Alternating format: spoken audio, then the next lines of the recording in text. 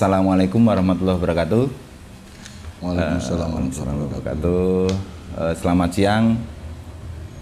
Kali ini kita bertemu lagi di rubrik Mbah Nun Menjawab. Saya sudah bersama Mbah Nun siang ini di Kadipiro. Assalamualaikum Mbah Nun. Waalaikumsalam. Mugi-mugi sehat dan kita lihat. Amin, amin, amin. Kita lihat sendiri Mbah Nun sehat, terbukti ada kopi, ada rokok, berarti Mbah Nun sehat-sehat saja. Semoga kita semua juga sehat-sehat saja di masa pandemi ini. Tetap kuat pokoknya. Siang ini agak istimewa karena Mas Helmi Mustafa yang biasa menjadi pengasuh di rubrik ini ternyata tidak bisa hadir. Dan saya ketiban campur untuk menemani Mbah Nun dan membawakan pertanyaan dari teman-teman di seluruh Indonesia yang sudah masuk di redaksi caknun.com. Itu bisa kita mulai nggih, Mbah Nun. Sebentar, Dop, saya mau memberi landasan kepada semua yang mendengarkan, terutama yang bertanya.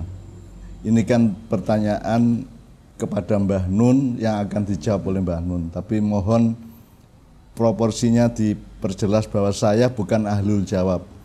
Saya ini manusia biasa sehingga saya tidak punya posisi untuk menjawab pertanyaan. Saya sama Anda semua itu sama-sama manusia yang relatif, semua jawaban ada di tangan Allah, sementara manusia itu hanya bisa punya pertanyaan. Manusia yang cerdas adalah manusia yang bisa menghimpun sebanyak mungkin pertanyaan dalam hidupnya. Nah, manusia yang lebih unggul dari yang cerdas adalah manusia yang juga bisa menjawab pertanyaan yang dihimpun. Jadi semakin banyak Anda menghimpun pertanyaan dalam hidup Anda, semakin Anda menguasai hal-hal dalam kehidupan, semakin terdorong juga untuk menemukan jawaban-jawabannya. Nah, jawaban ini bisa dari Quran, bisa dari hadis, bisa dari ilham langsung Allah, bisa dari para ahli, bisa dari para orang cendekiawan. Nah, saya itu teman Anda untuk hanya nambah-nambah pertimbangan supaya Anda bisa punya proses untuk menemukan jawaban sendiri. Jadi saya bukan resmi menjawab, tapi saya ikut mengantarkan Anda dengan sejumlah pertimbangan gitu, Dok Tup ya. Ya, oke. Semoga keterangan dari Mbah Nun, landasan kloso dari Mbah Nun ini tadi bisa menambah bahan Anda untuk menjawab pertanyaan-pertanyaan hidup Anda. Nah, ini pertanyaan pertama Mbah Nun dari Nur Ahmad di Pekalongan. Mbah Nun, saya merasa berat memikul nama saya karena saya masih banyak melakukan maksiat. Apakah situasi hidup pahit yang saya alami ini juga merupakan kualat bagi saya karena nama saya namanya Nur Ahmad?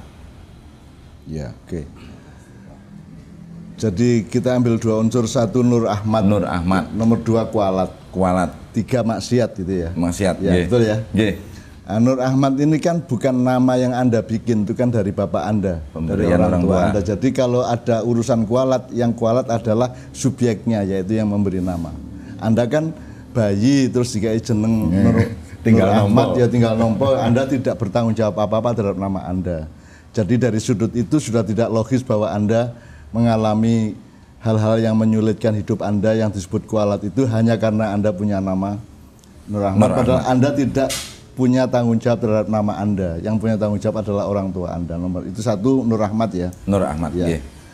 Nah, sekarang nomor dua kualat. Kualat itu bahasa Jawa dan saya belum bisa menemukan asal-usul kata itu.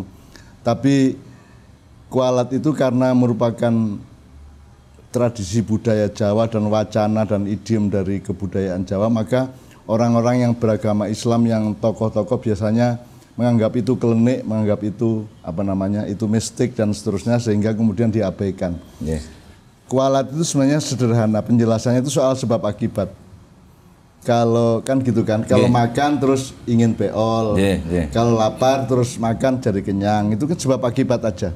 Nah, jadi kualat itu sebenarnya adalah hukum sangat elementer, sangat mendasar dari kehidupan. Kalau Anda mandi jadi bersih kan gitu kan, kalau Anda mandi lumpur menjadi kotor kan gitu aja. Jadi Quran bahkan memberikan wacana yang sangat detail yang menyangkut serbuk. Jadi wa may ya'mal mithqala dzarratin khairan yarah wa may ya'mal mithqala dzarratin syarran yarah. Jadi siapa saja yang melakukan sesuatu meskipun hanya sebiji debu, serbuk debu ya, sebiji sawi.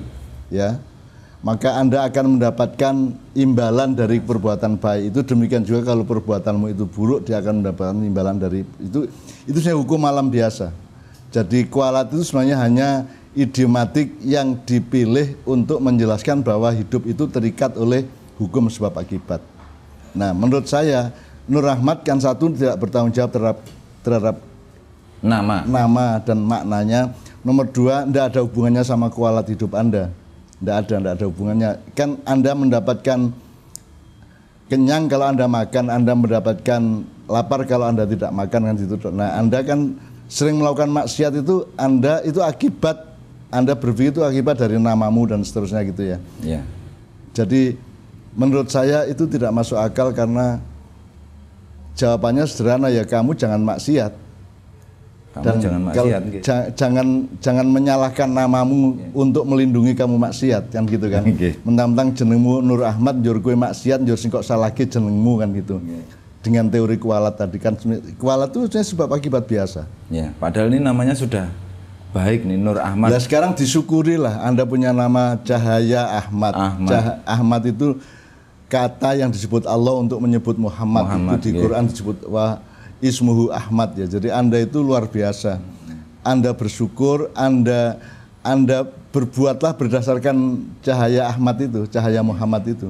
Sekarang tiap hari ndak usah mikir ini kualat apa tidak. Mikirnya adalah besok pagi saya akan melakukan nur yang apa, Ahmad yang apa. Jadi rencanakan segala perbuatan baik. Sebelum tidur mikir besok saya ngerjakan nur apa, Ahmad apa. Terus besok pagi itu coba dikerjakan, nanti Anda akan ketemu apa namanya yang insya Allah Anda butuhkan. Nah, begitu Mas Nur Ahmad. Jadi orang tua Anda memberi nama Nur Ahmad itu sudah sangat baik sekali. Kalau justru Anda harus berterima kasih kepada bapak Anda, orang tua, dan orang ngualat ke bapakmu malahan gitu kan. Berterima kasih karena Anda dikasih nama yang terbaik. Namanya bagus. Nur itu adalah makhluk pertama Allah, ya. Ahmad itu adalah Muhammad, dan Nur Muhammad adalah makhluk ciptaan Allah yang pertama, sehingga itu merasuk ke dalam jarah Anda, ke dalam diri Anda, sehingga Anda insya Allah akan menggerakkan tangan, melangkahkan kaki dan mengucapkan kata-kata yang insya Allah bersifat kontinuasi atau turunan dari Nur Ahmad itu. Udah Anda berpikir Nur Ahmad aja. Nur Ahmad. Iya. Jadi berlakulah seperti nama Anda Mas, Nur Ahmad gitu. Siapa sopo nandur sopo manen kalau kata orang Jawa. Jangan gitu. nyalahkan Nur Ahmad yang untuk melindungi bahwa lo kan kalimat Anda kan gitu. Lo aku ini kualat mergo jenengku Nur Ahmad terus aku nggak maksiat kan gitu kan, gitu kan. Lo, Anda malah seperti itu. Anda malah berpikir bahwa Nur Ahmad itu yang membuat Anda bermaksiat. Padahal kata Nur Ahmad itu sangat hebat, sangat mulia dan tidak ada hubungannya sama maksiat Anda. Yang berhubungan dengan maksiat Anda adalah Anda tidak bisa mengendalikan diri Anda, kan begitu kan? Yeah. Begitu Mas Nur Ahmad ya. Jelas, semoga bisa menjadi tambahan pertimbangan Anda lagi.